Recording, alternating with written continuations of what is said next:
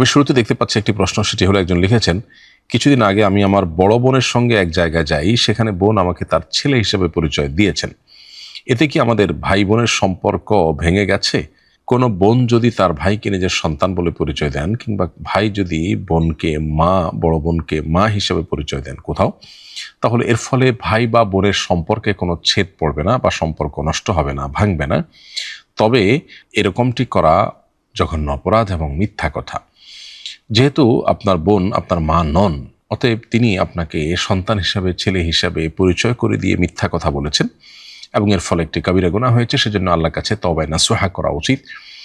একান্ত কোনো ফেঁসে যাওয়ার মতো পরিবেশ, যেখানে জীবন রক্ষা করার মতো প্রশ্ন আছে, সেরকম কোনো পরিবেশ যদি না হয়, তাহলে সেক্ষেত্রে জানাতনা কারণে এরকম মিথ্যা কথা বলবার কোনো সুযোগ নেই। মিথ্যাকে আল্লাহ রাব্বুল আলামিন আমাদের জন্য হারাম করেছেন এবং মিথ্যা বলতে বলতে আল্লাহর কাছে মিথ্যাবাদীদের তালিকা তার নাম উঠে যায়। এজন্য আপনার বোনের এবং আপনাদের উচিত হলো তওবা করা। যে কাজ হয়েছে সেটি অন্যায় কাজ হয়েছে, কিন্তু এর ফলে আপনাদের সম্পর্কে কোনো প্রকার ভাঙন ঘটেনি।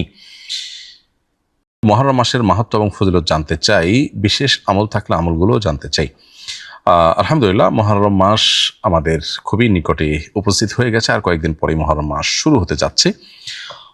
মুহররম মাস হিজরি বর্ষের প্রথম মাস এবং সম্মানিত 4টি মাসের একটি। আল্লাহ সুবহানাহু ওয়া তাআলা কোরআনে কারিমে বলেছেন, ইন্না ইদ্দাতাশ শুহুরি ইনদাল্লাহি 12 শাহরান ফি কিতাবিল্লাহি ওয়া মা খালাকাস সামাওয়াতি ওয়াল আরদ মিনহা আরবাআতুন হুরুম।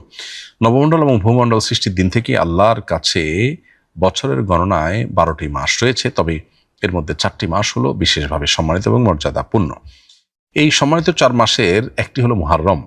মূলত 3টি মাসই ধারাবাহিক সম্মানিত 4 মাসের মধ্য থেকে। তার একটি হলো জিলকদ, অপরটি জিলহজ, আর শেষটি হলো মুহররম। আর 4র্থ নম্বর মাসটি হলো রজব মাস, যেটি শাবান এবং জুমাদা সানিয়ার মাঝামাঝি মাস।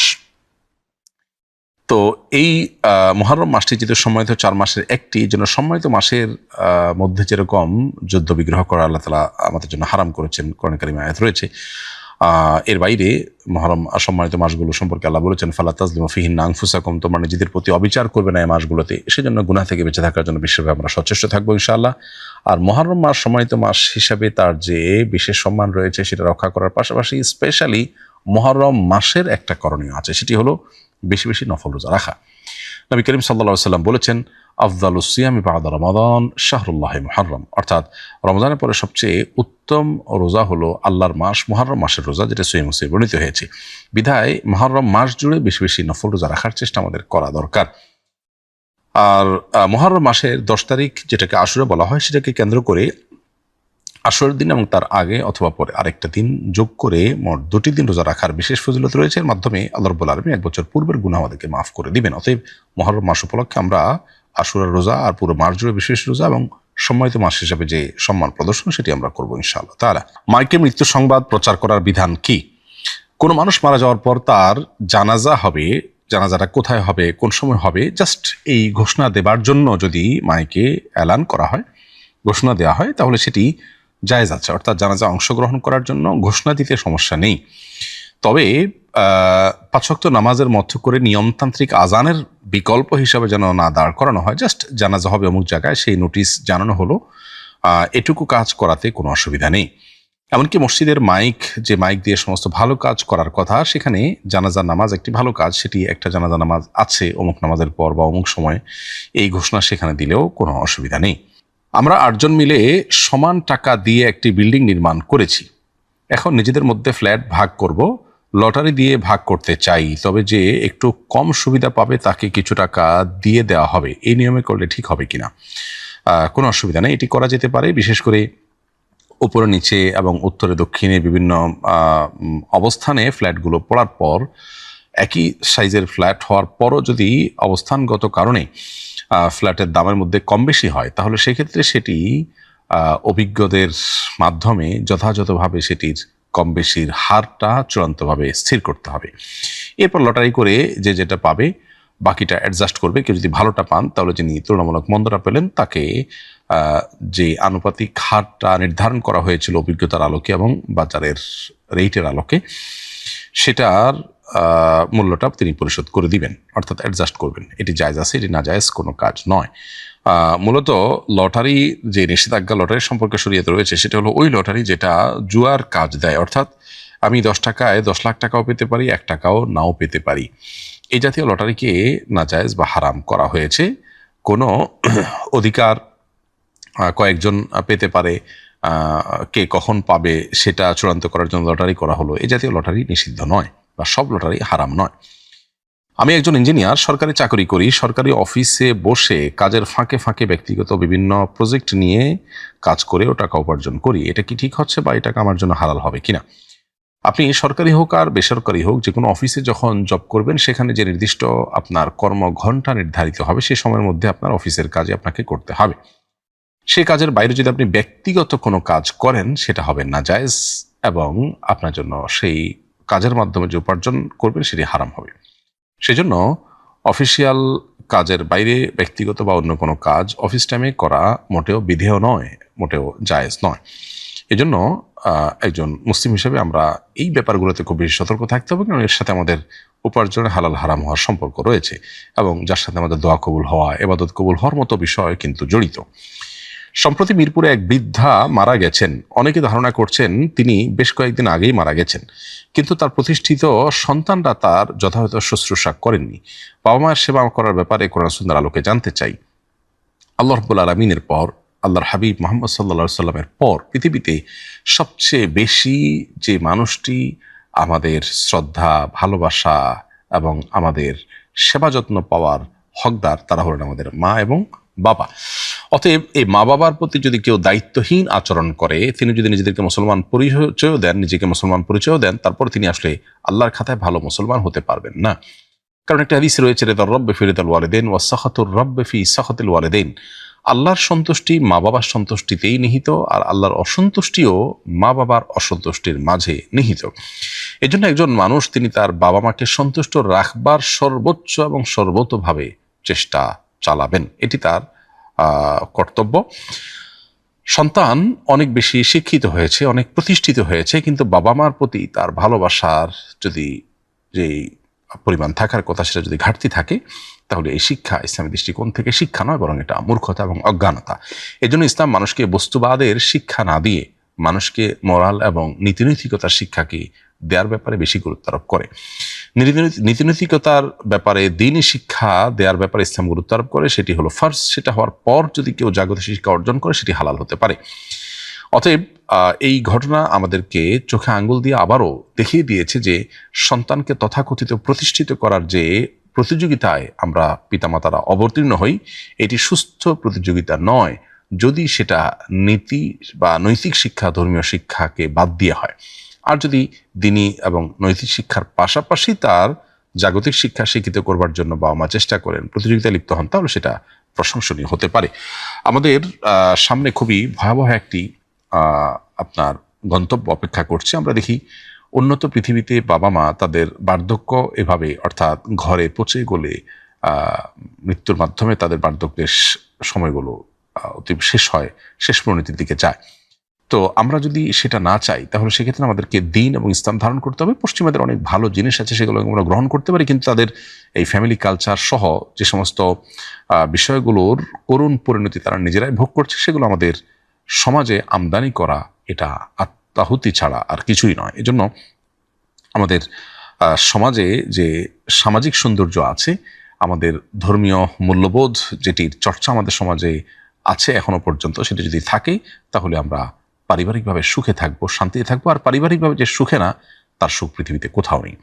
এজন্য উন্নত দুনিয়াতে আমরা দেখি তাদের সুখের সব উপকরণ থাকলেও তারা সুখী নয়। বেশিরভাগ মানুষই কিন্তু দুঃখী এবং ডিপ্রেসড। 2030-এর পর বিশ্ব স্বাস্থ্য সংস্থার তথ্য অনুযায়ী পৃথিবীর সবচেয়ে বড় রোগের নাম হবে ডিপ্রেশন, অর্থাৎ বেশিরভাগ রোগী এই রোগের রোগীই হবে।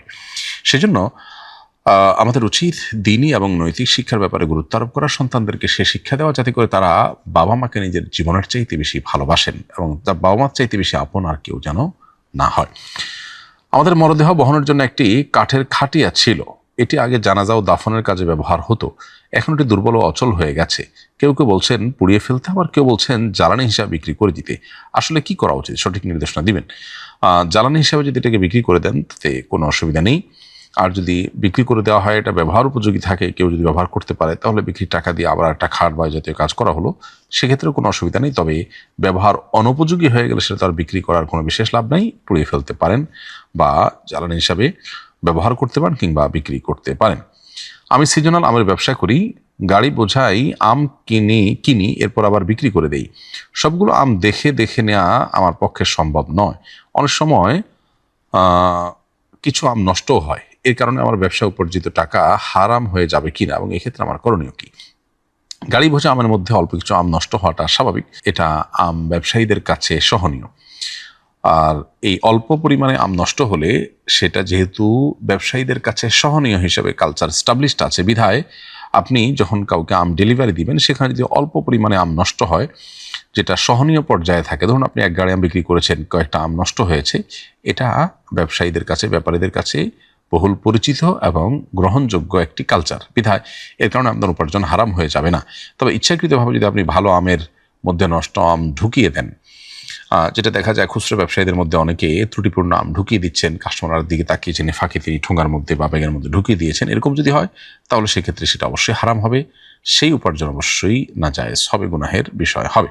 অনেক স্বামী স্ত্রীর মাঝে 3 তালাক হয়ে যাওয়ার পর পুনরায় তারা আবার মিলিত হতে চান, কিন্তু এক্ষেত্রে সুযোগ খুবই সীমিত। ফলে সম্প্রতি দেখলাম একজন ফেক আইডি দিয়ে হালালা সেন্টার নামে একটি প্রতিষ্ঠান খুলেছে, সেখানে নাকি তারা মুহাল্লিলের মাধ্যমে এর সমাধান করবে। এটা এখন সোশ্যাল মিডিয়ায় খুবই আলোচিত। ব্যাপারে শরিয়ার অবস্থান জানতে চাই।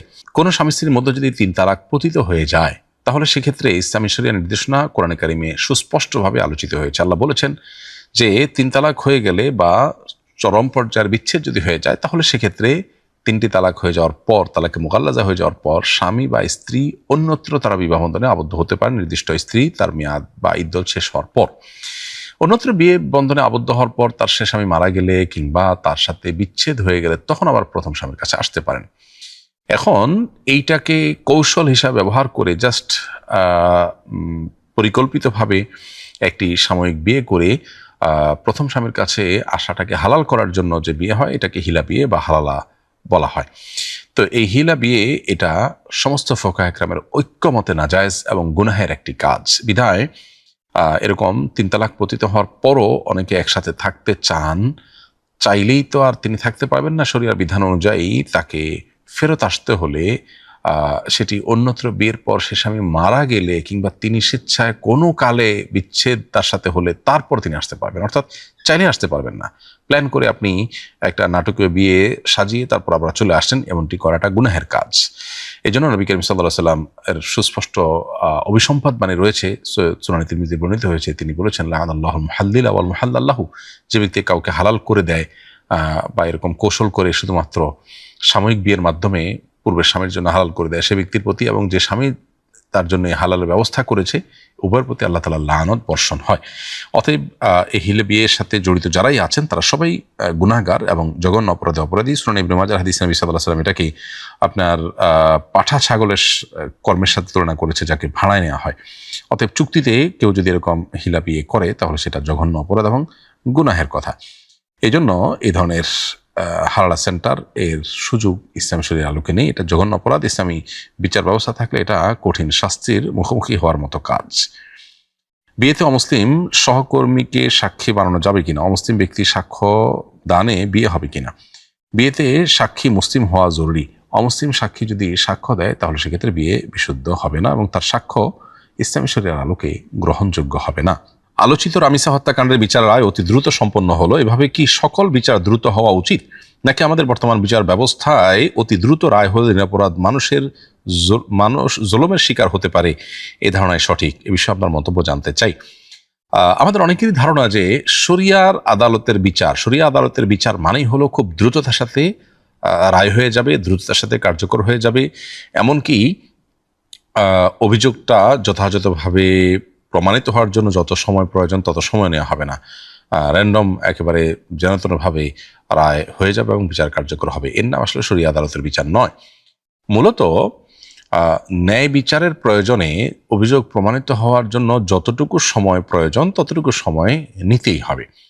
এটা ঠিক যে আমাদের সমাজে প্রচলিত যে বিচার ব্যবস্থা আছে, এখানে রায় হতে হতে অনেক সময় নেওয়া হয় এবং দীর্ঘসূত্রতা অনেক বেশি, এবং সেটা কার্যকর হওয়ার জন্য দীর্ঘসূত্রতা অনেক বেশি।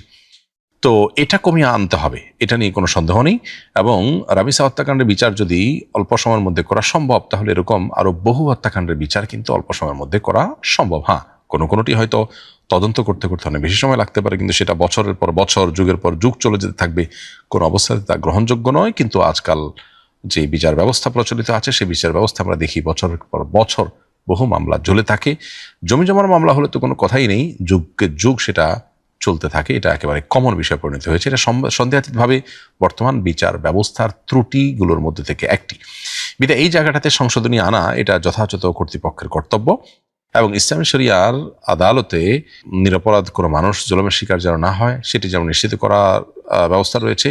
আবার দীর্ঘসূত্রতা যেন না হয়, অর্থাৎ ন্যায় বিচার যেন বিলম্বিত না হয় এবং অপ্রত্যাশিত সময় যেন না লাগে, সেই জন্য ইসলামী শরিয়া সে ব্যাপারে শরিয়া আদালত কে খেয়াল রাখতে হয়।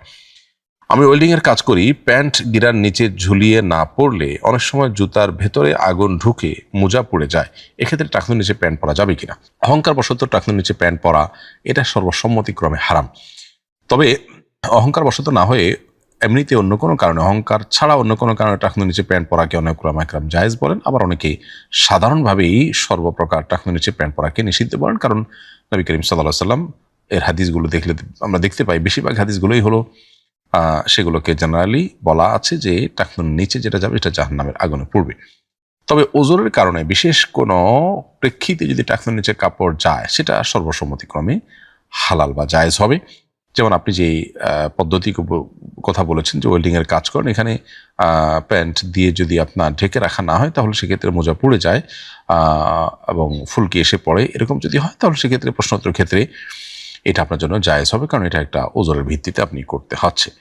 ইদানিং আবাসিক প্রতিষ্ঠানে নানা ধরনের অঘটন বেড়েই চলেছে। কিছুদিন আগে একটি মাদ্রাসায় এক কিশোর ছাত্রকে ঝুলন্ত অবস্থায় উদ্ধার করা হয়। এ ধরনের ঘটনা রোধে আবাসিক প্রতিষ্ঠানের ব্যবস্থাপনা কেমন হওয়া উচিত বলে মনে করেন? আপনার সুচিন্তিত মতামত কামনা করছি। আমরা এই বিষয়ে বারবার কথা বলেছি, মাদ্রাসা হোক কিংবা স্কুল বা অন্য কোনো শিক্ষা প্রতিষ্ঠান, যে সমস্ত শিক্ষা প্রতিষ্ঠানগুলো আবাসিক সেগুলোতে কিছু অনাচার হয়ে থাকে সচরাচর। এই অনাচারগুলো বন্ধে আমাদের কিছু উদ্যোগ নেওয়া উচিত। মাদ্রাসার ক্ষেত্রে আমরা স্পেসিফিকলি বলতে পারি যে সেখানে শিক্ষকদের আবাসন ব্যবস্থা থাকা দরকার। স্কুলের ক্ষেত্রেও তাই, শিক্ষকদের যদি ফ্যামিলি নিয়ে থাকার ব্যবস্থা থাকে সেটি হবে একটি স্টেপ।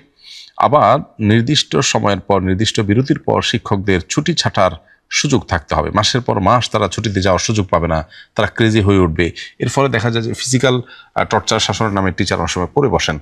আর আরও বিভিন্ন অনাচার, যৌন অনাচার যেগুলো, সেগুলো তো হওয়ার সম্ভাবনা বা আশঙ্কা জোরালোভাবে বাড়তে থাকেই। এজন্য যে কোনো মূল্যে আবাসিক শিক্ষা প্রতিষ্ঠানগুলোর শিক্ষকদের যথাযথ সুযোগ সুবিধা যেমন থাকা উচিত, সিসি ক্যামেরা সহ ডিপ মনিটরিং ব্যবস্থা থাকা উচিত। মাদ্রাসাগুলোতে অনেক সময় ঢালাও বিছানা থাকে, সেগুলো না করে অন্তত খাটের ব্যবস্থা থাকা দরকার, এবং এমনভাবে থাকা দরকার যেন কেউ অপরাধ করবার মতো পরিবেশ তার অনুকূলে না থাকে। তো সেই ব্যবস্থাগুলো থাকা দরকার। সেই সাথে অনেক ছোট ছোট শিশু যারা আসলে নিজেকে সেভ করতে পারে না, যথাসম্ভব তারা বাবা মার কাছে থেকে আসা যাওয়া করে পড়াশোনা করা উচিত। একান্ত এতিম বা পথ শিশু যাদের মা বাবা নেই, তাদের যাওয়ার জায়গা নেই, তাদের জন্য মাদ্রাসা বা আবাসিক স্কুলগুলোতে যদি কোনো ব্যবস্থা থাকেও, সেখানে তাদের সম্পূর্ণ নিরাপত্তা নিশ্চিত করা এটি দরকার। এবং শারীরিক যে সেবা শিক্ষকদের শিক্ষার্থীদের কাছ থেকে নেওয়ার কালচার বিশেষ করে মাদ্রাসাগুলোতে আছে, এটা টোটালি বন্ধ করা উচিত, কারণ এটি অনেক অনাচারের পথ উন্মুক্ত করে। তো নানাবিধ উদ্যোগ যদি নেওয়া হয় তাহলে সেক্ষেত্রে এই অনাচারগুলো বন্ধ করা কঠিন কোনো বিষয় বলে আমি মনে করি না। পুরুষরা রূপার চেইন ব্যবহার করতে পারবে? উত্তর হলো, পুরুষের জন্য রূপার চেইন ব্যবহার করা জায়েজ হবে না, বরং স্বর্ণ বা রূপা এটা বেসিক্যালি মহিলারা ব্যবহার করবেন। পুরুষ আংটি হিসেবে রূপা ব্যবহার করতে পারেন, বিশেষ করে সিলের জন্য আগের যুগে ব্যবহার করা হতো। অতএব ওই সাইজের বা ছোটোখাটো আপনার রূপার আংটি ইত্যাদি আংটি ব্যবহার করতে পারবেন। এছাড়া রূপার আপনার ঘড়ি হোক, চেইন হোক বা রূপার অন্য কোনো আপনার গহনা হোক, সেগুলো ব্যবহার করা পুরুষের জন্য জায়েজ নয়। যেমনিভাবে স্বর্ণটাও জায়েজ নয়, এটা নারীর জন্য আল্লাহ তাআলা রেখেছেন, নারীরা এটা ব্যবহার করবেন। পুরুষ এটার মালিক হতে পারেন কিন্তু ব্যবহার করতে পারবেন না। আমার শ্বশুর বয়োবৃদ্ধ, জায়নামাজের অনিচ্ছায় পেশাব করে দিয়েছেন। জায়নামাজটা অনেক মোটা, নিংড়ানো সম্ভব নয়, এটাকে পবিত্র করার পদ্ধতি কি? আর জায়নামাজকে অপবিত্র করে ফেললে নাকি এর বিনিময়ে সাদেকা করতে হয়? এই কয় টাকা সাদেকা করতে হবে? শেষেরটা দিয়ে শুরু করি। জায়নামাজকে অপবিত্র করে ফেললে সাদকা করতে হয়, এরকম কোনো কথা কোরআন বা হাদিসে কোথাও বর্ণিত হয়নি। কোনো ফিকহ ফতোয়ার কিতাবে এরকম কোনো মাসআলা আমাদের চোখে পড়েনি। ফলে আমরা বলতে পারি যে জায়নামাজ যদি কোনো কারণে অপবিত্র হয়ে যায় তাহলে করণীয় হলো সেটাকে পবিত্র করা, এর বাইরে কোনো বিশেষ করণীয় নেই। এখন পবিত্র কিভাবে করবেন? উত্তর হলো যে জায়নামাজ যদি অনেক মোটা হয়, এটাকে ধুয়ে নিংড়ানো সম্ভব না হয়, তাহলে সেক্ষেত্রে এটার উপরে পানি ঢেলে দিয়ে এটাকে ঝুলিয়ে রাখবেন। পানি ঝরা বন্ধ হয়ে গেছে, আবার এটাকে পানিতে ঝুলাবেন, আবার পানিতে ধোবেন, ধুয়ে আবার পানিতে এরপর আপনার এটাকে লটকাবেন, ঝুলাবেন। এভাবে 3 বার করলে ইনশাআল্লাহ সেটি পাক হয়ে যাবে। এছাড়া পানি ব্যাপক পরিমাণে ঢাললেন এবং ডললেন, তাতে যদি প্রবল ধারণা হয় যে নাপাক যেটা ছিল এর আলামত চিহ্ন কিছু আর নেই, পানি সে ধুয়ে চলে গেছে, তাহলে তাতেও পাক হয়ে যাবে। অন্যের খাবারের বর্জিত বা অতিরিক্ত অংশ খাওয়াতে কোনো কল্যাণ আছে কিনা? যেমন কেউ একটা পেয়ারা অর্ধেক খেয়ে ফেলে রেখেছে, ওই অংশটুকু আরেকজন খেয়ে ফেললো, এটা অনেকে অপছন্দ করে। আমি শুনেছি এতে রিজিকের বরকত হয়। কোরআন হাদিসের আলোকে এ ব্যাপারে জানতে চাই। অন্যের খাবার রেখে দিলে সে খাবারের অর্ধেক, কেউ বার্গার খেয়ে রেখে গেলেন, কেউ পেয়ারা খেয়ে রেখে দিলেন, অতিরিক্ত যে অংশটা, এই বর্ধিত অংশ বা অতিরিক্ত অংশ, এটা খেলে ইমানদারের জন্য আলাদা কোনো ফজিলতের কথা কোরআন বা হাদিসে কোথাও বর্ণিত হয়নি। এই মর্মে অনেক কথাই লোকমুখে প্রচলিত আছে যে ইমানদারের জুটা অন্যদের জন্য শেফা। তো এগুলো কোনোটাই আসলে বিশুদ্ধ হাদিসে প্রমাণিত হয়নি। তবে অপচয় যেন না হয়, অপব্যয় যেন না হয়, সেদিকটা আমাদের সবসময় খেয়াল রাখা উচিত। সেই জায়গা থেকে আপনার ফেলে দেওয়ার চাইতে আপনি ব্যবহার করলেন, সে নিয়তে আপনি খেলেন, সেটা সবের বিষয় হতে পারে। যে কেউ খেয়ে রেখেছেন, যেন নষ্ট না হয়, আপনি এটা খেয়ে ফেললেন, বা ওইটাকে সুন্দর করে এমনভাবে আরো জনের জন্য রেডি করে দিলেন যেন আরোজন খেতে পারে, তাহলে সেটা সবের কাজ এবং সেটা করা প্রশংসনীয়। কিন্তু আরোজন খেলে যে বিশেষ কোনো উপকার হবে, এরকমটি কোরআন বা হাদিসে বর্ণিত হয়নি। আজকের ফজরের নামাজের সময় তাশাহুদ পড়ার সময় ঘুমের ঝিমুনি আসে, আবার পড়ি, আবার ঝিমুনি আসে, এভাবে কয়েকবার হয়েছে। এভাবে নামাজ শেষ করেছি, আমার নামাজ হয়েছে কিনা, আবার পড়তে হবে কিনা? উত্তর হলো যে এমন ঝিমুনির ফলে নামাজ নষ্ট হবে না, এবং যদি নামাজের রক্ষণ এবং ওয়াজিব আমলগুলো সম্পাদন করে তাহলে সেক্ষেত্রে নামাজ হয়ে যাবে। এবং যে ঝিমুনির ফলে আপনি বসা থেকে পড়ে যাননি বা হেলান দিয়ে ঝিমননি, সেই ঝিমনি এটা উযু ভঙ্গের কোনো কারণ নয়। ফলে আপনি ফরজ এবং ওয়াজিবগুলো ঠিকঠাক মতো আদায় করেছেন কিনা সেটা হলো দেখার বিষয়। নামাজের জন্য যদি সেগুলোই ঠিকমতো আদায় করতে না পারেন তাহলে সেক্ষেত্রে ভিন্ন কথা। আর যদি সেগুলো আদায় করে থাকেন তাহলে আপনার নামাজ বিশুদ্ধ হয়ে গেছে। যারা নিয়মিত নামাজ রোজা কিছুই আদায় করে না, এমনকি শুক্রবার জুমার নামাজও পড়ে না, কিন্তু আল্লাহকে বিশ্বাস করে, এদের ব্যাপারে শরিয়ার বিধান কি? যদি কেউ নামাজ রোজাকে ফরজ বলে স্বীকার করে কিন্তু অলসতার কারণে পড়ে না, এরা মুসলমান বলে গণ্য হবে। আর যদি নামাজ রোজাকে ফরজ বলে স্বীকারই না করে তাহলে সেক্ষেত্রে কাফির বলে গণ্য হবে, এবং সেক্ষেত্রে সে নামাজ অস্বীকারী হিসাবে বিবেচিত হবে, এবং ফলে সে ইসলাম থেকে খারিজ হতে পারে। গরুর কলিজা ধোয়ার পরও রক্তের মতো লাল পানি বের হয়, রক্ত খাওয়া হারাম, তাহলে কি কলিজা খাওয়া যাবে? কলিজা শুধু নয়, গোশতের ক্ষেত্রে এমন হয় যে গোশত ধোয়ার পর বারবার ধোয়ার পরও কিন্তু লালচে পানি থাকে। উত্তর হলো যে লালচে পানিটা তো রক্ত মেশা পানি, তো রক্ত তো নাপাক, তাহলে এই পানি সহ এই গোশত রান্না করলে সেটা খাওয়া কিভাবে হালাল হবে? উত্তর হলো যে প্রবাহমান রক্ত মূলত হারাম এবং নাপাক। তো প্রবাহমান রক্ত যেটি, সেটি হলো শিরা উপশিরা প্রবাহিত হয়, সেটা প্রবাহমান। আর গোশতের সাথে বা কলিজার সাথে যে গোশতটুকু লেগে আছে এটা প্রবাহমান নয়, এটা প্রবাহিত কিংবা চলমান নয়। ফলে গোশত বা কলিজা বারবার ধোয়ার পরও যদি লালচে ভাব থাকে, পানিতে রক্তের আভা থাকে, সেটি খাওয়া যাবে, সে গোশত খাওয়া যাবে, কোনো অসুবিধা নেই। নবীজি সাল্লাল্লাহু আলাইহি সাল্লামের পেশাবও সুগন্ধ যুক্ত ছিল বলে সিরাতের এক বইয়ে পড়েছিলাম। তাহলে কি নবীজির পেশাব পবিত্র ছিল এবং তার সুগন্ধি বা পানির মতো ব্যবহার করা যেত? নবী করিম সাল্লাল্লাহু আলাইহি সাল্লামের ঘামে সুগন্ধি ছিল, এটি বিশুদ্ধ হাদিস দ্বারা প্রমাণিত, কিন্তু তার পেশাবের সুগন্ধি ছিল এ মর্মে কোনো বিশুদ্ধ হাদিস আমাদের জানা নেই। রুকু সিজদায় গেলে আমার মাথা ব্যথা হয়, আমি কি বসে ইশারা করে নামাজ পড়তে পারবো? আপনি রুকু সিজদায় গেলে যদি মাথা ব্যথার পরিমাণটা এত বেশি হয় যেটা কোনোভাবে সহনীয় নয়, বরং অসহনীয় পর্যায়ের কষ্ট যদি হয়, তাহলে সেক্ষেত্রে আপনি বসে নামাজ পড়তে পারবেন। আর যদি সহনীয় হয় তাহলে আপনাকে রুকু সিজদা করেই নামাজ পড়তে হবে, কারণ রুকু সিজদা করাটাকে আলাদা ফরজ করে দিয়েছেন। তাই ফরজ বিধান থেকে আপনার ফরজ বিধানকে বাদ দেওয়ার সুযোগ নেই, বরং যতটুকু সম্ভব সেটি আদায় করতে হবে। হ্যাঁ, যদি মনে হয় যে আপনি অপারগ, ওইটা করতে গেলে আপনি কোনো স্থায়ী রোগে পড়ে যাবেন, অনেক বেশি কষ্ট মুখোমুখি হবেন, তাহলে সেক্ষেত্রে আপনি বসে ইশারায় নামাজ পড়তে পারবেন। বিশ্বকাপ ফুটবল খেলা শুরু, এই খেলাকে কেন্দ্র করে আমাদের সমাজে ব্যাপক উন্মাদনা দেখা যায়। এ বিষয়ে সমাজের যুবকদের প্রতি আপনার নাসিহা কামনা করছি। ফুটবল বিশ্বকাপ কিংবা ক্রিকেট বিশ্বকাপ বা এই জাতীয় যে ইভেন্ট বা টুর্নামেন্টগুলো হয়ে থাকে, এগুলো জুয়ার আসর সেটি বলার অপেক্ষা রাখে না। যেগুলোকে আমরা নিছক বিনোদন হিসাবে গ্রহণ করছি, এগুলো বিশ্ব বেনিয়াদের অনেক বড় বড় বাণিজ্যের অংশ। ফলে আমরা মূলত সেই ব্যবসার টুল হিসাবে ব্যবহৃত হচ্ছি।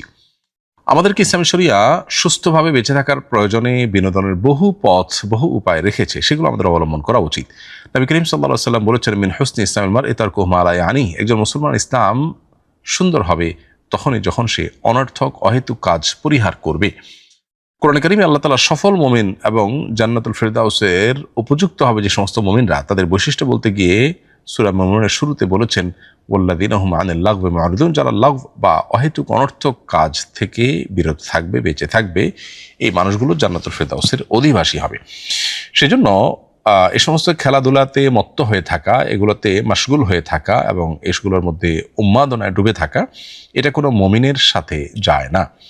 একজন মুমিন যিনি আখিরাতে বিশ্বাসী হবেন, একজন ইমানদার যিনি জান্নাত জাহান্নামে বিশ্বাসী হবেন, তার কাছে জীবনের প্রতিটা মুহূর্ত গুরুত্বপূর্ণ। তিনি সময় নষ্ট করতে পারেন না এভাবে। অন্তত বিনোদনের নামে আরেকজন খেলাধুলা করবে, সেখানে তার লাভ লস নিহিত আছে, এটার পেছনে বহু জুয়া, বহু হারাম বিষয় জড়িত আছে।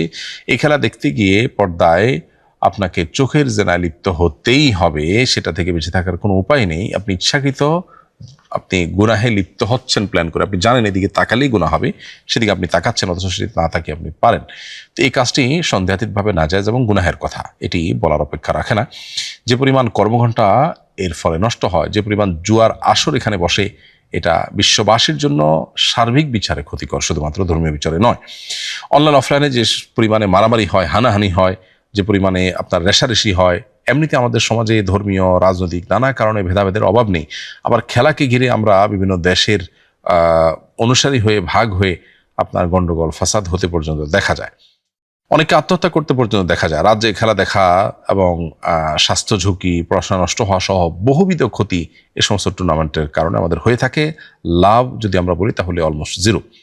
পরিবার এবং বন্ধু মহলে সম্পর্ক পর্যন্ত এগুলোর কারণে নষ্ট হয়। এই জন্য বিশ্বকাপ ফুটবল হোক, ক্রিকেট হোক বা এই জাতীয় ইভেন্ট হোক, এগুলোকে অ্যাভয়েড করার বা এগুলোকে পরিত্যাগ করার এই জন্য মানসিকতা আমাদের মধ্যে তৈরি করতে হবে। এবং একজন ইমানদার তার জীবনের প্রতিটা মুহূর্তকে অর্থবহ করবার চেষ্টা করবেন। তিনি অনর্থক কাজে তার জীবন যৌবন সময় নষ্ট করবেন না, কারণ এগুলো সবগুলোর জন্য আল্লাহর কাছে জবাব দিয়ে আমাদের করতে হবে, আমাদের জীবন কি আমরা কাটিয়েছি সেজন্য। এই সমস্ত তথাকথিত আনন্দ বিনোদন যদি মানুষকে সুখ দিতে পারতো, তাহলে পশ্চিমা পৃথিবীর মানুষের মধ্যে এত ডিপ্রেশন থাকতো না। তারা মন ভরে খেলা দেখতে পারছে, শুধু তাই নয়, যত রকমের জাগতিক আনন্দ বিনোদনের পথ আছে তার সবগুলো তারা মানাতে পারেন। তারপরও তারা কিন্তু মানসিকভাবে সুখী নন, বরং তারা প্রত্যেকটা মানুষ অলমোস্ট ডিপ্রেসড। সেজন্য আমাদের ইসলামের সুমহান সৌন্দর্য এবং ছায়াতলে আমাদের আসা উচিত এবং ইসলাম বিরোধী এই সমস্ত কালচারের বিরুদ্ধে আমাদেরকে অবস্থান গ্রহণ করতে হবে। আমি যখন তখন যে কারোর সঙ্গে রেগে যাই, রাগ দমানোর জন্য কি করতে পারি, অনুগ্রহ করে পরামর্শ দিবেন প্লিজ। যখন তখন রেগে যাওয়া এটা একটা রোগ, মানসিক রোগ। এটা থেকে উত্তরণের জন্য একজন ইমানদার তিনি কয়েকটা কাজ করবেন। এর ভিতরে একটা হলো, যখনই তার মেজাজ গরম হবে তখন তিনি আউযুবিল্লাহি মিনাশ শাইতানির রাজিম পাঠ করবেন।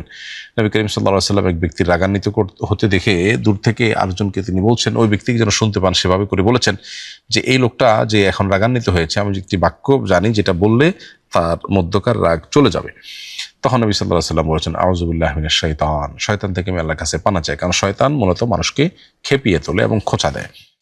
এর বাইরে রাগ উঠলে নীরব হয়ে যাওয়া উচিত। আব্দুল্লাহ ইবনে আব্বাস রাদিয়াল্লাহু তাআলা বর্ণিত হাদিসে বর্ণিত হয়েছে, নবী সাল্লাল্লাহু আলাইহি ওয়াসাল্লাম ইরশাদ করেছেন, ইযা গাদিবা আহাদুকুম ফালিয়াসকুত, তোমাদের কারো রাগ হলে সে যেন চুপ হয়ে যায়। মুসনাদ আহমদে হাদিসটি বর্ণিত হয়েছে। এই জন্য যদি রাগ হওয়ার সাথে সাথে রাগ জাহির না করে কিছুটা নীরবতা অবলম্বন করা হয়, যত বেশি নীরবতা অবলম্বন করা হবে তত বেশি রাগ মাত্রায় থাকবে, নিয়ন্ত্রণে থাকবে, নিয়ন্ত্রণহীন রাগ হবে না। তাহলে দ্বিতীয় করণীয় হলো চুপ থাকা যথাসম্ভব। যখন রাগ হয়েছে তখন কথা না বলে, যখন স্বাভাবিকভাবে পরিস্থিতি মাথা ঠান্ডা হবে তখন কথা বলা। তাহলে সেক্ষেত্রে খুবই ব্যালেন্সড এবং খুবই ভারসাম্যপূর্ণ জবাব আপনার থেকে যাবে এবং যেটা আপনার লজ্জা পাওয়ার কোনো কারণ হবে না। এর পাশাপাশি দাঁড়িয়ে থাকলে বসে পড়া, বসে থাকলে শুয়ে পড়া, এটাও রাগ নিয়ন্ত্রণের একটা উপায়, হাদিসে নির্দেশনা করা হয়েছে। বিধায় কেউ দাঁড়ানো থাকলে আমরা বসে পড়বো, আর বসা থাকলে কেউ আমরা শুয়ে পড়বো। যখন দিনই কোনো আয়োজন কিংবা অন্য কোনো ক্ষেত্রে যখন রাগান্বিত হয় কেউ, অবস্থার পরিবর্তন করলে তার রাগ কমে যায়। এই জন্য দাঁড়ানো থাকলে মেজাজ গরম হয়েছে তখন বসে যাবেন, বসে আছেন মেজাজ গরম হয়েছে শুয়ে যাবেন, এক জায়গায় আছেন মেজাজ গরম হয়েছে সেখান থেকে উঠে অন্যদিকে চলে যান, একটু দেরি করে সময় নিয়ে আসেন, দেখবেন আপনার রাগ নিয়ন্ত্রণে চলে আসছে। আর তৎক্ষণাৎ যদি আপনি রাগ প্রয়োগ করেন তাহলে সেক্ষেত্রে আপনার মুখ দিয়ে এমন কিছু বের হয়ে যেতে পারে যেটা আপনার নিজের লজ্জার কারণ হবে। অনেক মসজিদে দেখা যায় দামি টাইলস লাগানোর কারণে সেজদাতে গেলে নিজের ছবি দেখা যায়, এতে কি নামাজের কোনো ক্ষতি হবে? এরকম টাইলস লাগানো উচিত নয়, এরকম পাথর লাগানো উচিত নয় যেটা দিকে তাকালে নামাজি ব্যক্তি নিজের চেহারা দেখতে পাবে এবং মনোযোগ সেদিকে চলে যাবে, বরং মনোযোগ নষ্ট হওয়ার মতো কোনো বিষয়ে নামাজের মধ্যে রাখা উচিত নয়। কোনো অমুসলিম যদি কোরআন কিংবা কোরআনের তর্জমা তাফসির কিনতে চান বা সংগ্রহ করতে চান, তার কাছে বিক্রি করা বা তাকে হাদিয়া দেওয়া যাবে কিনা? কোনো অমুসলিম যদি কোরআনের ফাইল কিনতে চায় তো সেটা দেওয়ার প্রশ্নই ওঠে না। প্রথমত এই ফাইল তার কোনো কাজে আসবে না। দ্বিতীয়ত হলো যে এর ফলে তার কাছে কোরআনের যে সম্মান আছে মর্যাদা আছে সেটা কিছুটা হলো হানি হতে পারে। তবে কোরআনের কোনো অনুবাদ কপি তাকে দেওয়া যেতে পারে, সেটা তিনি যে ভাষী হবেন সে ভাষার উপযোগী তর্জমা তার কাছে দেওয়া যেতে পারে। কেন? যাতে করে তিনি আল্লাহর কালাম জানতে পারেন এবং তার প্রতি ঈমান আনয়ন করতে পারেন। তো এই জন্য কোরআন কারীমের তর্জমা বা অনুবাদ গ্রন্থ এটা অমুসলিমদেরকে দেওয়া যেতে পারে, বিশেষ করে তারা যখন পড়তে আগ্রহী হবেন মনে হয় তখন সেটা দেওয়াতে কোনো অসুবিধা নেই। এরপরে প্রশ্ন হলো, রাস্তা থেকে মিনিট কার্ড পেয়ে ব্যবহার করেছে, এখন করণীয় কি? আপনি মিনিট কার্ড যদি পেয়ে ব্যবহার করে থাকেন তাহলে মূল মালিকের পরিচয় পাওয়া গেলে তাকে সমপরিমাণ টাকা বা মিনিট কার্ড কিনে ফেরত দিবেন। আর যদি না পাওয়া যায় তাহলে তার তরফ থেকে সমপরিমাণ টাকা সাদাকা করবেন। কেউ কোনো অপরাধ করলে তাকে সংশোধন করার জন্য সামাজিকভাবে বয়কট করা শরীয়ত সম্মত কিনা? কেউ কোনো অপরাধ করলে অপরাধ এবং অপরাধীর প্রতি ঘৃণা থাকা এটা আমাদের ইমানের দাবি, কিন্তু তাকে বয়কট করবেন কিনা সেটি নির্ভর করে যে বয়কট করলে কি লাভ হবে না হবে সেটার উপরে। এমনিতে তো অপরাধ এবং অপরাধীর প্রতি ঘৃণা থাকবে, সেই জায়গা থেকে যদি বয়কট হয় সেটা ঠিক আছে, কিন্তু যদি বয়কটটা হয় শুধুই জেদের কারণে তাহলে সেটা তো আল্লাহর কাছে বিনিময়ের কারণ হবে না। আর যদি বয়কটটা হয় তার সংশোধনের আশায়, যে বয়কট করলে তিনি ফিরে আসবেন, ভুল শুধরাবেন মনে হয়, তাহলে সেক্ষেত্রে সেই বয়কট করা ঠিক আছে এবং সেটা বরং সওয়াবের কারণ হতে পারে। সাধারণ অবস্থাতে কোনো মুসলমানের সাথে বয়কট করা বা দূরদেশে পড়ে থাকা এটা জায়েজ নয়, কিন্তু যদি ব্যাপারটা এরকম হয় যে বয়কটটার মাধ্যমে তার সংশোধন হবে এবং সে কাছের কেউ এবং তার সংশোধন আপনি করার জন্য উদ্যোগ নেন তাহলে সেটা ঠিক আছে। আমার মা নিয়মিত কোরআন পড়েন, মাঝে মধ্যে কোরআন মজিদ খোলা রেখে অন্য কাজে চলে যান, কোরআন মজিদ খোলা থাকলে কি গুনাহ হবে? কোরআন মজিদ যদি খোলা থাকে তাহলে সেক্ষেত্রে সেটা অবশ্যই কোরআনের প্রতি যে আদব বা শিষ্টাচার আছে তার পরিপন্থী। এই জন্য কোরআন মজিদ যেন খোলা না থাকে সেদিকটাতে আমাদের খেয়াল রাখা দরকার। তবে কোরআন মাজিদ খোলা রেখে চলে গেলে যে কোনো গুনাহ হবে, বড় কোনো অপরাধ হবে, ব্যাপারটি সেরকম না। আমার স্ত্রী আমাদের বাড়িতে আসে না, না আসার যৌক্তিক কারণ নেই, তার ইচ্ছা সে তার বাবার বাড়িতেই থাকবে, সে যদি না থাকে তাহলে তার ভরণ পোষণ কি দিতে হবে? আপনার স্ত্রী যদি আপনার বাড়িতে না আসে তাহলে সেক্ষেত্রে তার ভরণ পোষণ আপনি দিতে বাধ্য নন। যদি তিনি আপনার কথা শুনেন এবং বাড়িতে চলে আসেন, এসে যদি তিনি আসা যাওয়া করেন নিজের বাবার বাড়িতে বা অন্য যেখানে থাকেন তিনি সেখানে, তাহলে সেক্ষেত্রে সেটা ভিন্ন বিষয়। আর যদি তিনি বাবার বাড়িতে নাই থাকেন তাহলে সেক্ষেত্রে স্বামীর বাড়িতে যদি নাই থাকেন, বাবার বাড়িতে যদি তিনি যে পড়ে থাকেন তাহলে সেক্ষেত্রে স্বামী তার ভরণ পোষণ দিতে বাধ্য নন। তবে তিনি যদি ফিরে চলে আসেন এবং স্বামীর বাড়িতে সংসার করা শুরু করে দেন তখন তার জন্য জায়েজ হতে পারে। এরপরে প্রশ্ন, আমরা নতুন হিজরি সনে প্রবেশ করতে যাচ্ছি, হিজরি সন গণনার প্রেক্ষাপট এবং ইতিহাস জানতে চাই। এ সম্পর্কে ইমাম তবরি রাহিমাহুল্লাহ মুহাম্মদ ইবনে সিরিন রাহিমাহুল্লাহর বরাতে একটি বর্ণনা উল্লেখ করেছেন যে ওমর রাদিয়াল্লাহু তাআলা আনহু এর শাসন আমলে বিভিন্ন জায়গা থেকে যখন চিঠি আসতো, চিঠিতে মাস এবং তারিখ উল্লেখ থাকতো, সন উল্লেখ থাকতো না, তখন তিনি একটি সন গণনার শুরুর কথা আলাপ তোলেন।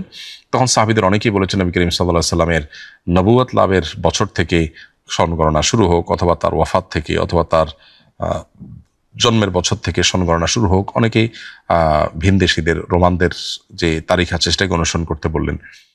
তো বহু আলোচনা পর্যালোচনা করার পর নবী করিম সাল্লাল্লাহু আলাইহি সাল্লামের হিজরত এর বছর থেকে সন গণনা শুরু হলো, যেটাকে হিজরি সন বলা হয়। সেক্ষেত্রে নবী সাল্লাল্লাহু আলাইহি সাল্লাম মক্কা থেকে মদিনা হিজরত করে এসেছেন, সেটাকে প্রথম ধরে এরপরে 2-3 গুনতে গুনতে আজও পর্যন্ত 1447 হিজরিতে আমরা এসে পৌঁছেছি। তো ওমর রাদিয়াল্লাহু তাআলা আনহুর শাসন আমলে হিজরি সনের গোড়াপত্তন হয় এবং হিজরি সনটার গণনা শুরু হয় নবী করিম সাল্লাল্লাহু আলাইহি সাল্লামের হিজরত থেকে। হিজরত মুসলমানদের জন্য অনেক বড় একটা প্রেরণা।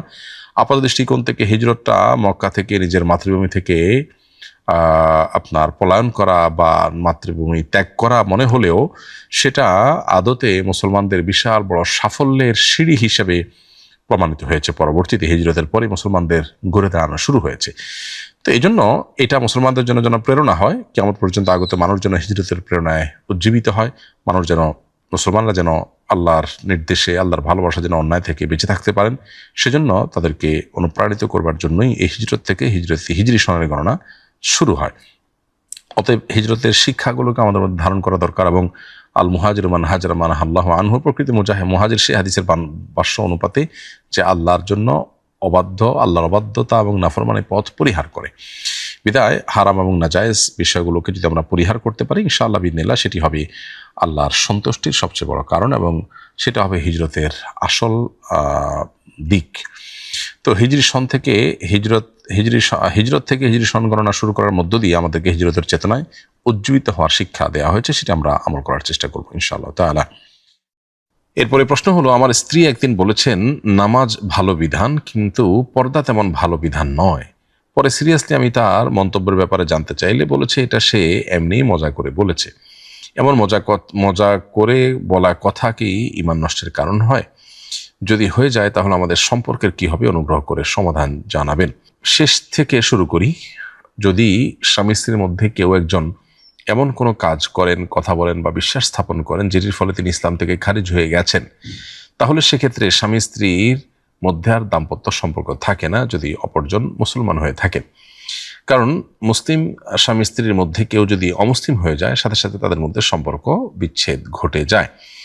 এখানে আপনার স্ত্রী যে মন্তব্য করেছেন, এই মন্তব্যের ফলে তিনি ইসলাম থেকে খারিজ হয়েছেন কিনা, এর উত্তর হলো যে তিনি যে মন্তব্য করেছেন পর্দা ভালো কোনো বিধান নয়, এটি সুস্পষ্টভাবে কুফরি। এমনকি রসিকতা করে মজা করে বললেও এটা কুফরি। তবে অজ্ঞতাবশত যদি এরকম বলে থাকেন তিনি, তাহলে সেটা ঈমান থেকে বের হওয়ার কারণ নাও হতে পারে।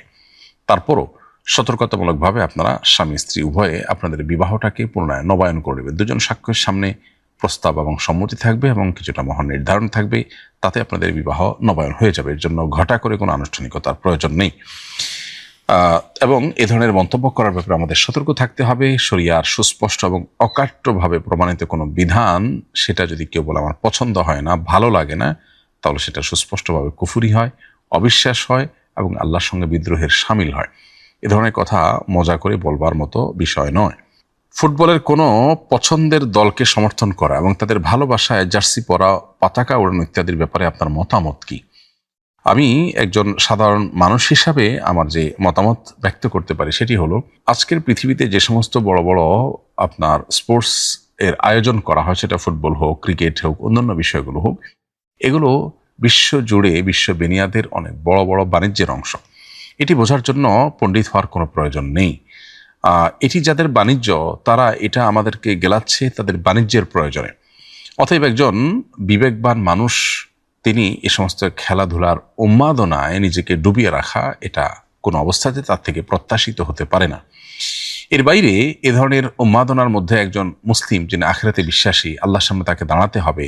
এ ধরনের উন্মাদনার পেছনে বহু অনাচার যেখানে রয়েছে, চোখের গুনাহ এবং নানাবিধ অপরাধ এবং হারামের সংশ্লেষ যেখানে আছে, এই বিষয়গুলোর সাথে কোনো ইমানদার আসলে সংশ্লিষ্ট হতে পারে না। ইমানদারের সুস্থ বিনোদনের জন্য শরিয়া যথেষ্ট উপকরণের ব্যবস্থা রেখেছে। মৌলিকভাবে শরিয়া যে নির্দেশনা আছে সেটি হলো, আমরা শারীরিক কসরত হয় এরকম যে কোনো খেলাধুলা, যে কোনো ব্যায়াম, যে কোনো কম্পিটিশন জাতীয় খেলাধুলা আমরা খেলতে পারি। কিন্তু ব্যায়াম করবে আরেকজন, আমি শুধু দেখে দেখে মজা নেব এবং এটার ফলে আমার মধ্যে যে উন্মাদনা তৈরি হবে, সেটার কারণে আমার মধ্যে ডোপামিন প্রবেশ করে, এমনিতেই ডোপামিনে আমাদেরকে ধ্বংস করে ফেলছে। এই সাময়িক আনন্দ, সাময়িক বেদনার যে আপনার ব্যাপারগুলো, এগুলো আমাদের মনোযোগকে এমনি ধ্বংস করে দেয়। অতএব এমনিতেই মনোযোগ বা ফোকাস আমাদের নষ্ট হয়ে যাচ্ছে, আমাদের কাজের প্রোডাক্টিভিটি কমে যাচ্ছে দিন দিন। এই ধ্বংসের দ্বারপ্রান্তে যখন আমরা উপনীত, তখন এ ধরনের খেলাধুলার মধ্যে মজে গেলে সেটি আমাদেরকে আরো বেশি ধ্বংসের দিকে নিয়ে যায়। এজন্য এ ধরনের খেলাধুলার ভিতরে না মজে নিজে ফিজিক্যাল এক্সারসাইজ হয়, এ ধরনের খেলাধুলা শরিয়ার বিধিবিধানের মধ্যে থেকে করুন এবং অন্য আরেকজন খেলাধুলা করবেন বা খেলাধুলার নামে তিনি বিনোদন, হাসি তামাশা, অর্থ উপার্জন, নাম খ্যাতি ইত্যাদি উপার্জন করবেন, আর আপনি সেটাকে দেখে সময় নষ্ট করবেন এবং সেটা পেছনে অর্থ, সময়, মূল্যবান আপনার অনেক কিছু ব্যয় করবেন। এটা কোনো বুদ্ধিমানের কাজ হতে পারে না। যেটাকে আমরা খেলা বলছি এটা নিছক কোনো খেলা নয়, এটা সিরিয়াস বিষয়। আর যেটাকে আমরা আমাদের জীবনে সিরিয়াস বানিয়ে নিয়েছি সেটা আমাদের জীবনে কোনো অর্থবহ বিষয় নয়। সুস্থ বিনোদনের জন্য এর চাইতে আরো বহু ভালো উপায় আমাদের হাতের কাছেই আছে। এই বিনোদনগুলো মানুষকে যদি সুখ দিতে পারতো তাহলে পশ্চিমা পৃথিবীর মানুষ এগুলোর মধ্যে ডুবে থেকেও তারা কেন সুখী হতে পারছে না, কেন আত্মহত্যার মিছিল তাদের মধ্য থেকে থামছে না? আমি চোখ বন্ধ করে নামাজ পড়ি। একজন বলল চোখ বন্ধ করে নামাজ পড়া হারাম, নামাজ হবে না, কিন্তু চোখ বন্ধ করে নামাজ পড়লে আমার ভালো লাগে এবং মনোযোগ বেশি থাকে। আপনার কাছে সঠিক বিষয়টা জানতে চাই। মৌলিকভাবে খোলা রেখে নামাজ পড়া উচিত, স্বাভাবিকভাবে জেনারেলি চোখ খোলা রেখে নামাজ পড়তে হবে। যদি কেউ চোখ বন্ধ করে নামাজ পড়েন তাহলে সেটা সাধারণত মাকরুহ হয়, অপছন্দনীয় হয়, সুন্নাহর খেলাফ হয়। যদি কেউ চোখ বন্ধ করে নামাজ পড়লে তার মনোযোগ থাকে এবং খুশু থাকে, তার ফোকাস ঠিক থাকে, জাস্ট মনোযোগ ঠিক থাকার প্রয়োজনে যদি কেউ এটি করে তাহলে সেটা মাকরুহ হবে না, সেটা জায়েজ হবে। ইসলামে ধর্ষণের শাস্তি কি এবং এই শাস্তি কিভাবে প্রয়োগ করা হয়? যতটুকু জানি এর জন্য 4 জন প্রাপ্তবয়স্ক ব্যক্তির প্রত্যক্ষ সাক্ষ্যের প্রয়োজন, কিন্তু ধর্ষণের ক্ষেত্রে প্রত্যক্ষ সাক্ষী তো অসম্ভব, সেখানে আবার 4 জন। তাহলে এই বিধানটি কিভাবে প্রয়োগ হবে? বিস্তারিতভাবে ব্যাখ্যা করবেন প্লিজ। খুবই গুরুত্বপূর্ণ একটি বিষয়। প্রিয় দর্শক, বিষয়ে বলতে চাই, এ প্রসঙ্গে আমাদের সমাজে অনেকের মধ্যে বিভ্রান্তি কিংবা ধোঁয়াশা আছে। আমরা অনেকেই মনে করি ইসলামী শরিয়ার দৃষ্টিকোণ থেকে ব্যভিচার, জেনা কিংবা ধর্ষণ এটি প্রমাণের একমাত্র উপায় 4 জন প্রত্যক্ষদর্শী সাক্ষীর সাক্ষ্য। মূলত 4 জন প্রত্যক্ষদর্শীর সাক্ষ্যের বাইরেও আরও উপায় আছে, যে উপায়ের মাধ্যমে মূলত ধর্ষণ কিংবা ব্যভিচার প্রমাণিত হতে পারে এবং শরিয়ার আলোকে কঠিন এবং চরম শাস্তি কার্যকর হতে পারে। মূলত ইসলাম জেনা এবং ব্যভিচারের শাস্তিকে অত্যন্ত কঠিন এবং মর্মন্তুদ শাস্তি হিসাবে স্থির করেছে।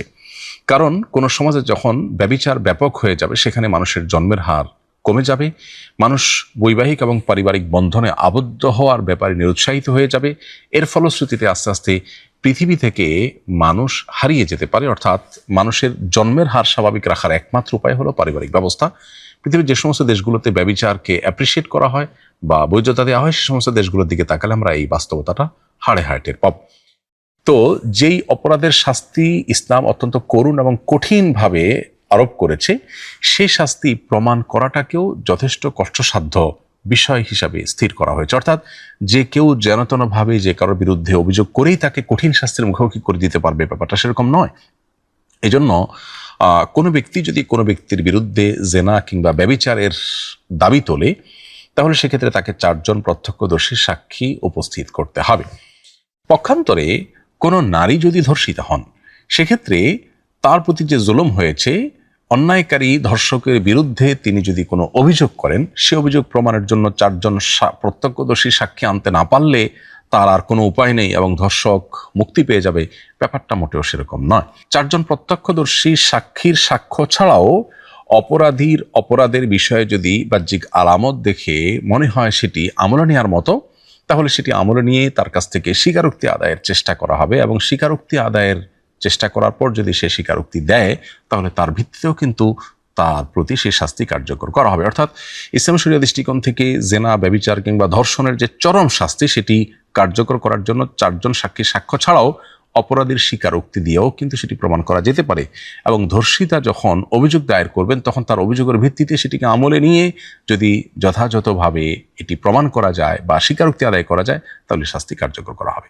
কোনো কারণে যদি স্বীকারোক্তি আদায় করা না যায়, আবার সাক্ষ্য না থাকে, কিন্তু বিচারকের কাছে এটি প্রতীয়মান হয়ে যায় যে এখানে অপরাধ সংগঠন হয়েছে এবং অভিযুক্ত ব্যক্তিটি অপরাধী, তাহলে সেক্ষেত্রে শরিয়ার বিচারের আরেকটা দিক হলো তাজির, একটা হলো হুদুদ। অর্থাৎ আল্লাহ রাব্বুল আলামিন যে সমস্ত অপরাধের যে সমস্ত শাস্তি নির্ধারণ করে দিয়েছেন সেগুলো হলো হুদুদ।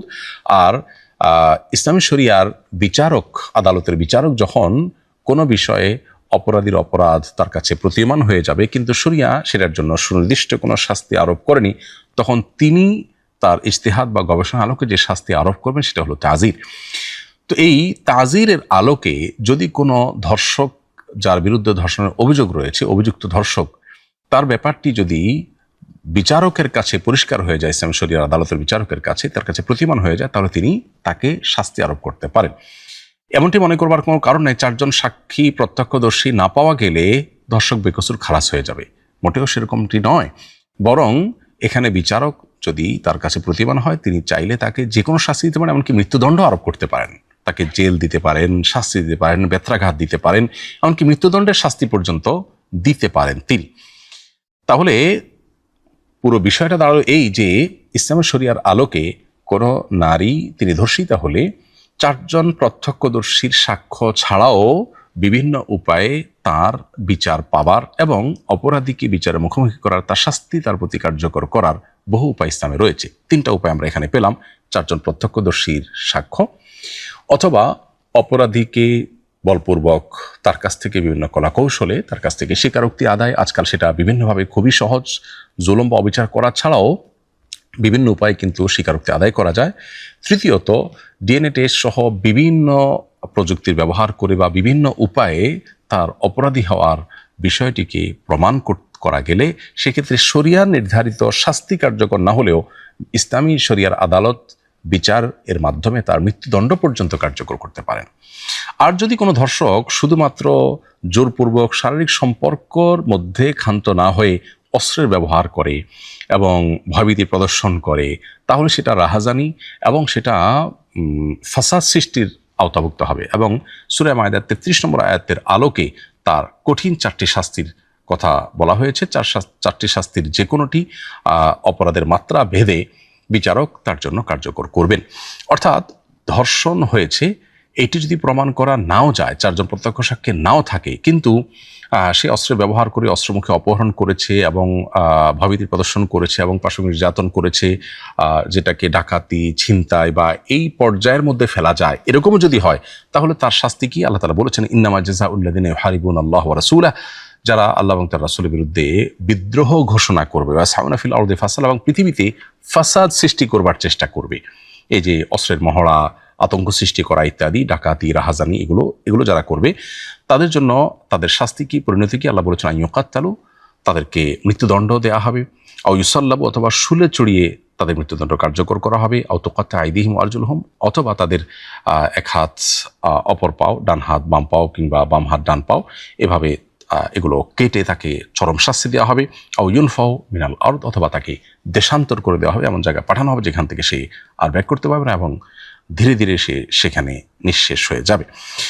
তো এই শাস্তিগুলো রয়েছে, কিন্তু যদি কেউ কার প্রতি অস্ত্র প্রয়োগ করে কিংবা ফাসাদ সৃষ্টি হওয়ার মতো কোনো কাজ করে, তাহলে খোলাসা কথা হলো যে ধর্ষণ, ব্যভিচার কিংবা জেনা এটি প্রমাণিত হওয়ার জন্য শুধু 4 জন প্রত্যক্ষদর্শী সাক্ষীর সাক্ষ্যই একমাত্র উপায় নয়। এর বাইরে স্বীকারোক্তি রয়েছে, ডিএনএ টেস্ট সহ আধুনিক বিভিন্ন আপনার পদ্ধতিতেও সেটি যদি প্রমাণিত হয়, সেক্ষেত্রে শরিয়ার আলোকে হদ বা ইসলামের নির্ধারিত দণ্ড সেখানে প্রয়োগ করবার মতো বিষয় প্রমাণিত না হলেও সেখানে ইসলামের শরিয়ার আদালত তাজিরের মাধ্যমে শাস্তি কার্যকর করতে পারেন। আর যদি রাহাজানি এবং আপনার আজকাল ধর্ষণে যেটি হয়ে থাকে, এই জাতীয় কিছু যেগুলো ফাসাদ ফিল আরদের আওতায় পড়ে, পৃথিবীতে ফাসাদ সৃষ্টি করার আওতায় পড়ে, এরকম কোনো কিছু যদি আপনার সাব্যস্ত হয়, যেটা সাব্যস্ত হওয়ার জন্য 4 জন প্রত্যক্ষদর্শীর সাক্ষীর প্রয়োজন নেই, তাহলে সেক্ষেত্রে তার চরম শাস্তি, মৃত্যুদণ্ড পর্যন্ত ইসলামী শরিয়ার আদালত দিতে পারে। অতএব ইসলামী শরিয়ার বিধিবিধানের কথা শুনলে আমরা অনেকে আতঙ্ক বোধ করি, আমরা অনেকে সেটা নিয়ে নানান সংশয়ের মধ্যে থাকি। মূলত এগুলো আমাদের না জানার কারণেই হয়ে থাকে। এরপরে প্রশ্ন হলো, সম্প্রতি আমি হজ থেকে ফিরেছি, এটা আমার জীবনের প্রথম দেশের বাইরে যাত্রা ছিল, তাই পরিবারের সবার জন্য উপহার কিনে এনেছি। আমার বাবা বলছেন কেনাকাটা করার কারণে আমার হজ কবুল হয়নি। তিনি আমাকে বকাঝকা করছেন আর বলছেন আমি নাকি সব টাকা নষ্ট করে এসেছি। তাহলে কি আমার ফরজ হজ আদায় হয়নি? এখন আমার করণীয় কি? হজের সাথে কেনাকাটার আসলে কোনো সম্পর্ক নেই। কেনাকাটা করলে হজ নষ্ট হয়ে যায় এমনটি মনে করার কোনো কারণ নেই।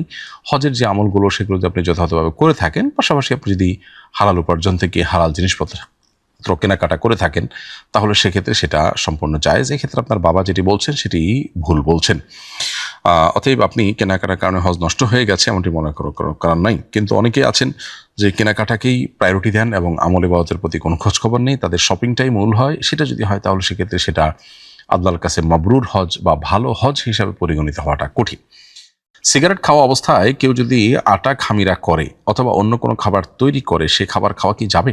কোনো খাবার প্রস্তুতকারক তিনি খাবার প্রস্তুত করা অবস্থায় যদি সিগারেট খান বা ধূমপান করেন, তাহলে সেক্ষেত্রে এক হাতে সিগারেট ধরেছেন, সে হাতে আবার আটার খামিটা ধরছেন, কাজ করছেন, এরকম যদি হয় তাহলে সে খাবার খাওয়াটা আমাদের জন্য মৌলিকভাবে হারাম হবে না। এমনকি সিগারেটের ধোঁয়াও যদি সেখানে লেগে যায়, খাবারে লেগে যায়, তারপরেও সে খাবার খাওয়াটা হারাম হবে না, কারণ ধোঁয়াটা পান করাটা নিষিদ্ধ। এখানে খাবারের মধ্যে লেগে গেলে যে ধোঁয়াটাই খাওয়া হচ্ছে ব্যাপারটা তা নয়, বরং সেটা বাষ্প হয়ে মুহূর্তের মধ্যেই বাতাসের সাথে মিশে যায়। ফলে ধূমপানরত অবস্থাতে খাবার তৈরি করলে সে খাবার খাওয়া না যায় কিংবা হারাম হয় না। তবে স্বাস্থ্যগত দিক বিবেচনায় এবং উন্নত রুচিবোধের যে জায়গাটা, সেই জায়গা থেকে অবশ্যই এ ধরনের খাবার অ্যাভয়েড করা দরকার, সেটি ভিন্ন বিষয়। কিন্তু শরীরের দৃষ্টিকোণ থেকে এ ধরনের খাবার খেলে কোনো হারাম কিংবা গুনাহ কিছুই হবে না। রামিসা হত্যাকাণ্ডের প্রেক্ষিতে আপনার ভেরিফাইড ফেসবুক পেজে দেখেছি আপনি শরিয়া আইন চেয়েছেন। যদি শরিয়া আইন বাস্তবায়ন হয়, আমার প্রশ্ন হলো আলেমদের শত শত মতের মধ্যে রাষ্ট্র কার ফতোয়াকে আল্লাহর আইন হিসাবে মেনে নিবে? খুবই গুরুত্বপূর্ণ আরেকটি প্রশ্ন, মাশাআল্লাহ। এই প্রশ্ন উত্তরে বলতে চাই যে ইসলামের মৌলিক বিধানগুলোর মধ্যে বড় ধরনের কোনো মত পার্থক্য নেই, এটা আমরা অনেকেই জানি না। যেমন ধর্ষণের শাস্তি কি হবে, জেনার শাস্তি কি হবে, এটা নিয়ে মানে যতগুলো প্রসিদ্ধ মাযহাব আছে, কোনো মাযহাবের কোনো স্কুল অফ থটে কোনো ভিন্ন মত কিন্তু নেই। মৌলিক বিধানগুলোর ক্ষেত্রে সকল মাযহাব এবং সকল স্কুল অফ থট কিন্তু একই মত পোষণ করে। দ্বিতীয়ত, এখানে বিভাজন এবং বিতর্কের যে কথা বলা হচ্ছে, এই ধরনের বিতর্ক বিভাজন সেকুলার আইন এবং আইনবিদদের মধ্যেও আছে। তাহলে কি সেগুলো কার্যকর করতে অসুবিধা হয়? সে যদি অসুবিধা না হয়, তাহলে ওলামা একরামের মধ্যে, ফকিহদের মধ্যে যদি কোনো বিষয়ের মতো পার্থক্য হয়ও, তাহলে সেটি কার্যকর করতে অসুবিধা কেন হবে? খেলাফত পতনের আগ পর্যন্ত মুসলিম বিশ্বে শরিয়া আইন চালু ছিল। তখন শরিয়া আইন এর মাধ্যমে বিচার কার্য পরিচালনা হয়েছে। সেটা কিভাবে হয়েছে? সেটা হয়েছিল মূলত তখন সবচেয়ে বেশি মানুষ হানাফি ফিক এর ফলোয়ার ছিল এবং সেটা সবচেয়ে বেশি প্রসিদ্ধ এবং সমৃদ্ধ, ফলে তার আলোকে বিচার কার্য পরিচালনা হয়েছে। আমরা এখন দেখি সৌদি আরবে হাম্বলি ফিক প্রচলিত আছে, ফলশ্রুতিতে সেখানে হাম্বলি ফিকের আলোকে বিচার কার্য পরিচালিত হয়, কারণ সেখানকার আদালতগুলো এখনো শরিয়া আইন দ্বারা পরিচালিত হয় এবং বিচার কার্য পরিচালিত হয়। আর আমাদের দেশে অধিকাংশ মানুষ হানাফি ফিকের অনুসারী, ফলে এখানে হানাফি ফিকের আলোকে যদি বিচার কার্য পরিচালনা হয়, মূলত অন্য থটের মানুষদের মতপার্থক্যের জায়গা খুব একটা উল্লেখ করার মতো নেই বললেই চলে। বিধায় শরিয়া আইন কার্যকর হলে কোন ফিকের আলোকে হবে, সংকট তৈরি হবে এমনটি যারা মনে করছে, তারা আসলে পুরো বিষয়টাকে না জানার কারণেই এমন মন্তব্য করছেন। তাছাড়া হানাফি কিংবা হাম্বলি কোনো একটা ফিক বা থটের আলোকে যদি কোনো দেশে বিচার কার্য পরিচালিত হয় ইসলামী শরিয়ার আদালতে, তাহলে পাশাপাশি কখনো কখনো কোনো পরিস্থিতির প্রেক্ষিতে মালিকি, শাফি, হাম্বলি বা অন্য কোনো থটের আলোকে কোনো ঘটনা বিশেষের বিচার যদি করা হয়, সেটার ব্যাপারে ওলামা ইকরামের কারোই কিন্তু ভিন্ন মত নেই। অর্থাৎ রাষ্ট্র চাইলে একটা ফিককে প্রধান ফিক হিসাবে ধরে সেটা আলোকে বিচার হতে পারে এবং সম্পূরক হিসাবে অন্যান্য ফিকগুলো থেকেও সহযোগিতা নিয়ে বিচার কার্য পরিচালনা করতে পারে। ইসলামী স্কলারদের মধ্যে বা ওলামা ইকরামের মাধ্যমে তাদের সমন্বয়ে এমন কমিটি গঠন করে ঐক্যমতে পৌঁছা, এটা কোনো জটিল কিংবা কঠিন বিষয় নয় বা অসম্ভব বিষয় নয়। আমরা অনেকেই শরিয়ার বিষয়টি আসলেই মনে করি এটা বোধহয় মহাজটিল, অসম্ভব, মহাকঠিন। এটাকে আমাদের সামনে সেভাবে মূলত উপস্থাপন করা হয়েছে, যেটা দুর্ভাগ্যজনক বাস্তবতা আমাদের সমাজে। এরপরে প্রশ্ন হলো, আমাদের বাজারের এক বিরিয়ানি দোকানে চলতি 1 মাসের মধ্যে যত কাস্টমার খাবে, তাদের মধ্য থেকে লটারির মাধ্যমে 2 জনকে বড় অঙ্কের পুরস্কার দেয়া হবে। এর জন্য অতিরিক্ত কোনো চার্জ নেই। খাবারের মূল্য স্বাভাবিক আগের মতোই। এখানে খাবার খাওয়া ও লটারিতে অংশগ্রহণ করা থেকে কোনো সমস্যা আছে কিনা? যেহেতু পুরস্কার দেওয়ার জন্য অতিরিক্ত কোনো চার্জ নেওয়া হয় না, তাই এটা জুয়ার আওতায় পড়বে কিনা? যেহেতু পুরস্কারের জন্য অতিরিক্ত কোনো টাকা নেওয়া হচ্ছে না, তাই এই লটারিটা জুয়ার আওতায় পড়বে না এবং এই লটারির মাধ্যমে প্রাপ্ত পুরস্কার গ্রহণ করাও হারাম হবে না। বিধায় এটি নির্দ্বিধায় আপনারা পরিচালনা করতে পারেন এবং এর মাধ্যমে কেউ যদি বেনিফিটেড হয়, কেউ যদি কোনো আপনার লটারি জিতে কোনো পুরস্কার পান, তাহলে সেক্ষেত্রে সেটা গ্রহণ করাও তার জন্য হারাম হবে না। আমি আগামী বছর হজে যাবো ইনশাআল্লাহ। শুনেছি আপনি এবছর হজ করে এসেছেন। আপনার হজের অভিজ্ঞতার আলোকে আমাকে পরামর্শ দিবেন, যাতে আমি যথাযথভাবে প্রস্তুতি নিতে পারি। প্রিয় দর্শক, আপনার প্রতি আমার পরামর্শ থাকবে, হজের আগে যথেষ্ট প্রশিক্ষণ গ্রহণ করবেন। আসুন্নাহ ফাউন্ডেশন থেকে আমরা হজ প্রশিক্ষণ দিয়ে থাকি প্রতি বছর 3-4টি বা কোনো কোনো সময় 5টি ধাপেও আমরা প্রশিক্ষণ দিয়ে থাকি। আমাদের 500 লোক এর সংকলন হয়, এরকম একটি অডিটোরিয়াম আছে। সেখানে আমরা এক ধাপে সবাইকে ট্রেনিং করিয়ে শেষ করতে না পারলেও কয়েক ধাপে আমরা সেগুলোকে আমরা সবাইকে প্রশিক্ষণের আওতায় আনার চেষ্টা করি। সেখানে 6 থেকে 7 ঘন্টা ব্যাপী প্রায় 400 স্লাইড প্রেজেন্টেশনের মাধ্যমে হজের পূর্ণাঙ্গ প্রশিক্ষণ দেওয়া হয়ে থাকে। এর বাইরেও আরও বিভিন্ন ওলামা ইকরাম বিভিন্ন উদ্যোগে বিভিন্নভাবে তারা হজের প্রশিক্ষণ দিয়ে থাকেন। বিধায় যথাযথভাবে হজের প্রশিক্ষণ নেবেন, এটি হলো আপনার প্রতি আমার পরামর্শ। আর দ্বিতীয়ত হলো, হজকে বিস্তারিতভাবে জানবার জন্য আপনি একাধিক বই পুস্তক আগাগোড়া পড়বেন, সম্ভব হলে গ্রুপ স্টাডি করবেন। এর মাধ্যমে আপনার হজের বিষয়টা আপনার জন্য সহজ হবে এবং আপনি পারফর্ম করতে পারবেন ইজিলি ইনশাআল্লাহ। আল্লাহর কাছে দোয়া তো করবেনই, আল্লাহ যেন আপনাকে হজ সহি শুদ্ধভাবে সঠিকভাবে করার তৌফিক দান করেন। কারণ হজ করতে গিয়ে টুকটাক তো বটেই, কোনো কোনো ক্ষেত্রে বড় বড় ভুল পর্যন্ত করে অনেকে আসেন, যেটা পরবর্তীতে তার প্রায়শ্চিত্তের কারণ হয়। সন্তানদের জীবনবোধ তৈরি করার জন্য শিক্ষণীয় কার্টুন, ফিল্ম বা বিভিন্ন ভিডিও দেখানো যাবে কিনা, এ ব্যাপারে ইসলামের কোনো বিধিনিষেধ আছে কি? যদি কার্টুনে কোনো মিউজিক না থাকে, অশ্লীল কোনো কিছু না থাকে, ইমান বিধ্বংসী কোনো কিছু না থাকে, তাহলে সেক্ষেত্রে পরিমিত এবং ভারসাম্য রক্ষা করে সন্তানকে এ ধরনের ভিডিও দেখানো যেতে পারে। কিন্তু সর্বোচ্চ সতর্ক থাকতে হবে, এগুলো বাচ্চার যেন আসক্তির কারণ না হয়। আজকাল সাধারণত আমরা ডিভাইসে যখন সন্তানদেরকে নিয়ে যাই, তখন তাদেরকে ফেরানোটা কঠিন হয়ে যায় এবং তারা কিন্তু আসক্ত হয়ে যায়। পরবর্তীতে তারা সেখান থেকে খুব ভয়াবহ একটা পর্যায়ে চলে যায়। বিধায় সেটিকে মাথায় রেখে এটি করা যেতে পারে। সবচেয়ে ভালো হয় এগুলোকে অ্যাভয়েড করে যদি আপনি সন্তানকে সরাসরি হাতে কলমে দিনে শিক্ষা দিতে পারেন এবং তার বিনোদনের জন্য ফিজিক্যাল এক্সারসাইজ হয় সেরকম খেলাধুলা সহ বিভিন্ন রকমের খেলাধুলার উপাদানের ব্যবস্থা আপনি করতে পারেন। বর্তমানে বাংলাদেশের প্রেক্ষিতে কেউ যদি ইসলাম ধর্ম ত্যাগ করে তাহলে তার কি শাস্তি হতে পারে এবং তার পার্শ্ববর্তী মুসলিমরা তার সঙ্গে কিরূপ আচরণ করবে? ইসলাম ধর্ম ত্যাগ যদি কেউ করে, আল্লাহ না করুন, মোরতাদ যদি হয়ে যায়, তাহলে সেক্ষেত্রে ইসলামী শরিয়া, ইসলামী আদালতের আলোকে তার শাস্তি হলো মৃত্যুদণ্ড। নবী করিম সাল্লাল্লাহু আলাইহি ওয়াসাল্লাম বলেছেন, মান বাদ্দালা দীনাহু ফাকতুলুহু, সহিহ বুখারীতে বর্ণিত হাদিস, যেটি আব্দুল্লাহ ইবনে আব্বাস রাদিয়াল্লাহু আনহু বর্ণনা করেছেন। এখানে সুস্পষ্টভাবে নবীজি বলেছেন, যে ব্যক্তি ইসলাম ছেড়ে অন্য কোনো দিনে চলে গেল, তাকে মৃত্যুদণ্ড কার্যকর করো বা তাকে মৃত্যুর মুখোমুখি করো, অর্থাৎ মৃত্যুদণ্ড কার্যকর করো। এটি হলো মুরতাদ বা ইসলাম থেকে কেউ খারিজ হয়ে গেলে তার শাস্তি। কিন্তু মনে রাখতে হবে, এই শাস্তি কার্যকর করবে হলো ইসলামের বিচারিক আদালত, শরিয়া আদালত। এটা শাসকের দায়িত্ব। শাসক যদি এটি পালন না করেন, তিনি আল্লাহর কাছে দায়ী থাকবেন। আল্লাহর বিধান অনুযায়ী তিনি কেন ফয়সালা করলেন না, বিচার করলেন না, তিনি আল্লাহর কাছে শাস্তি পাবেন। কিন্তু সাধারণ নাগরিকেরা কেউ ইসলাম ত্যাগ করেছে এই অভিযোগে কাউকে হত্যা করার কিংবা খুন করার বা তার উপরে শাস্তি কার্যকর করার দায়িত্ব তার কাঁধে তিনি তুলে নেবেন না।